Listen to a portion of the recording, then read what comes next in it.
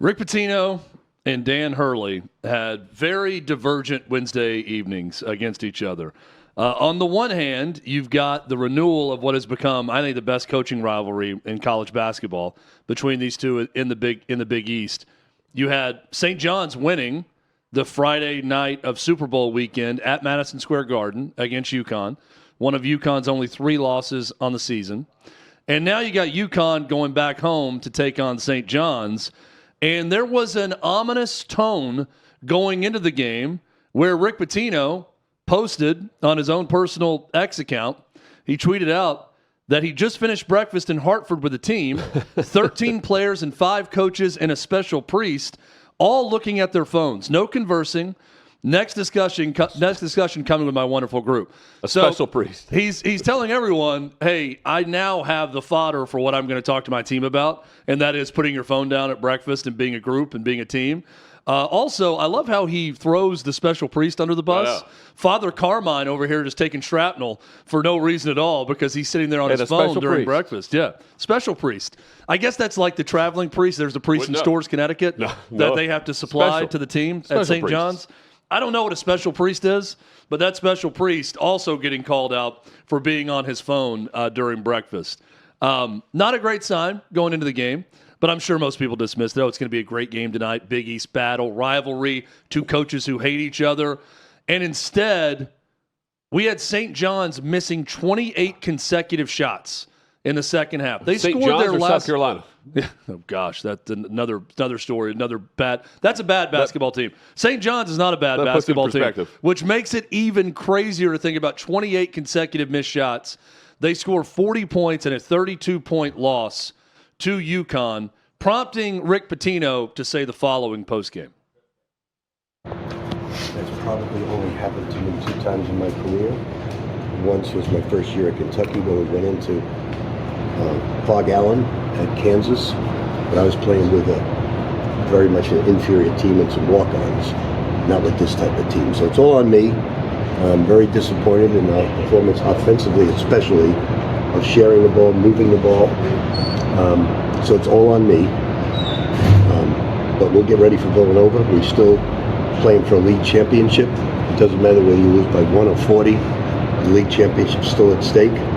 Obviously, we're going to make our corrections and move on. Rick, did you think the guys were kind of shaken in that first half by the atmosphere? I don't know what it is. All I know is we didn't play good offense. We did things that we've never done.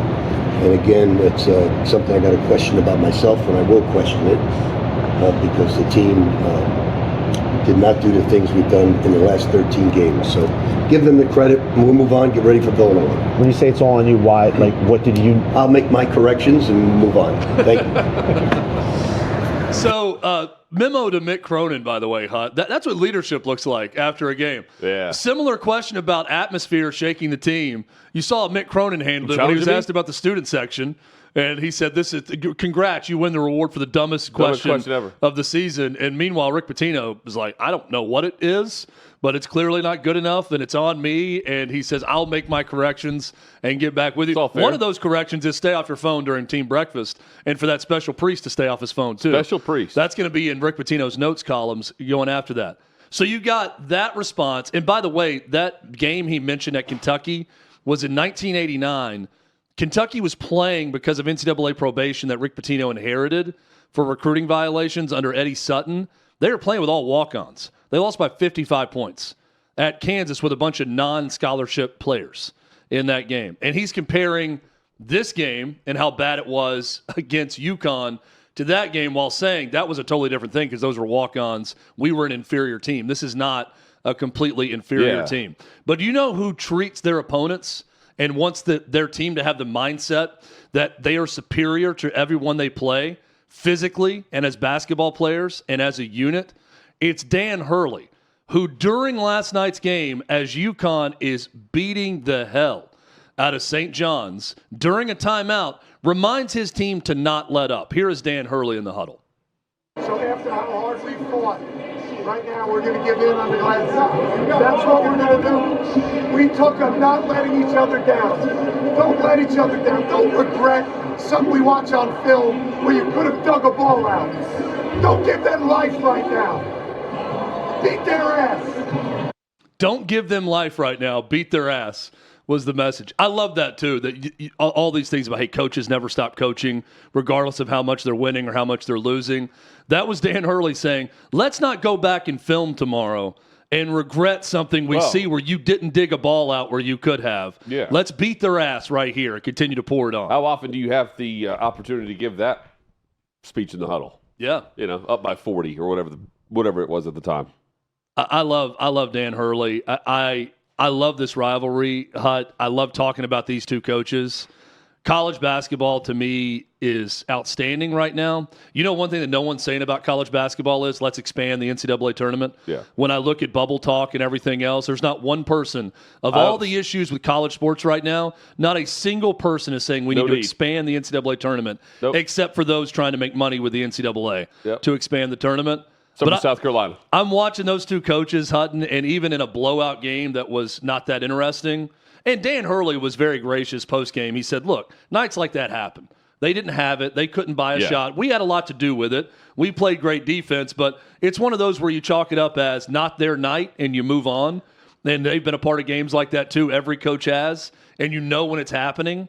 But the way Rick Pitino handled that versus how Mick Cronin handles things like that versus Dan Hurley, who, when you look at the tenets of him as a coach and what he's all about with his program, you're seeing just you're checking it off in that huddle of we're going to be more physical, we're going to be defense first, we're going to go back and look at film immediately, and we're going to correct on that. I love the practice philosophy of competitive drills only, loser runs, winner teaches, and effort is coached, not assumed. That it's on the coaches. He's taking responsibility. We are going to show you what effort looks like, and when it's not good, it's on us. We're not going to assume your effort's going to be great. We're going to coach it also. Love Dan Hurley. Love what he's done with that UConn program. And you can see in that huddle, Hutton, why he's a guy who's won back-to-back national championships at a point in his career. Yeah, I mean, he has the edges on him are sharp. He's not going to let up. I don't blame him. And my guess is most coaches in that situation wouldn't let up either. You're taking on Pitino, or you're taking on your rival in your conference, or you're going after your arch rival and coaching, whatever it might be. You're going to keep the foot on the throat too, right? At least you're going to remind your players that. I don't know how many teams can actually do that. Hey, if you like the channel, become a season ticket holder for Hot Mic by clicking the subscribe button below and join the conversation in the comments section. Agree, disagree, we'll join you there in the chat. Now back to Hot Mic. I remember talking to our buddy, Coach Doug Matthews, man. Doug Matthews, who would tell us about Nick Saban. This was early in his time at Alabama. And he said what's the most impressive thing about Coach Saban is, and he'd watched him in practice at Alabama at one point, or at a clinic. And he said, I don't watch Nick Saban talk to his team. I watch his team and their response to him. And he said, when Nick Saban speaks, there is not one person shifting on their feet back and forth. There's not one person breaking eye contact. There's not one player whispering something to another player. His players, when he's getting on them or instructing them, they are all, yes, coach, yes, sir, no, sir. They are locked in to what he's saying. And I watched that huddle with Dan Hurley. I think the same thing. The player that's right next to him that's just nodding and looking at him the whole time. You can tell a lot by the response of the players to the coach and not just what the coach is saying. You can tell when it's falling on deaf ears or guys are spacing out or looking the other way or talking to each other in the background. That's not the case with a guy like Dan Hurley or Rick Pitino for that matter. How many coaches do you think right now in college basketball command that? I think it's a pretty less than 10. I think it's a pretty select group, and I less than 10. I would say less than 10. Just as you described. I think it's got to take to me, I don't know if you agree. It takes a certain level of tenure. I feel like it's the guys who've done it for a long time too. A little bit of just a mania. Yeah, a little bit of craziness. I mean, I think the list is Tom Izzo, right? Those two guys, Pitino, Hurley, yes, Rick Barnes, yes, who's done it forever. It's not a giant group of guys like John Shire. He's got the best team in America right now. He's done a great job. But is he that type? I think so. Where everybody would listen. But even some of the young guys, Todd Golden is a star. He's already won a national title. Dylan Sampson, probably. He's got a team. That's a great one. Golden's a guy, though, that he's got a team that could win another national championship this year. They're very good. But, like, who are those guys? Yeah. Yeah, I mean, I'd say less than 20. Yeah. I'd put in that group. I'd say it's probably 10 to 20. I mean, that's... And there are other very, very good coaches that just don't have that level of rewind clout 25 years ago, and there were 50. Yeah. Well, it's still a sport, though, where the coach can be the star. You know, that's college basketball right now is terrific, and I'm watching it pretty much nightly, and there's always a great game or a great storyline. But I do think that it's still one of those sports where, because you got a smaller number of players and you've got recognizable people on the sideline, that the coach can be the star of each program. Yeah. You know, football is kind of going away with that now that the players get paid too, where you have the huge superstar coach that leads the way. They are. But college basketball, even though the players are getting paid a lot as well, I think the coach can still be the star. This segment brought to you by OutKick's ultimate college hoops experience. The big night in college hoops is coming back to Indianapolis, and OutKick is sending one lucky fan and a guest straight into the building. We've got you covered on an unforgettable experience. Flights are covered, hotel downtown covered. Your 2 championship tickets are covered. Just go to outkick.com/sweepstakes. That's outkick.com/sweepstakes and get in on the action. Thanks for watching. Subscribe to OutKick Hot Mic. Daily content and more at OutKick Hot Mic on YouTube.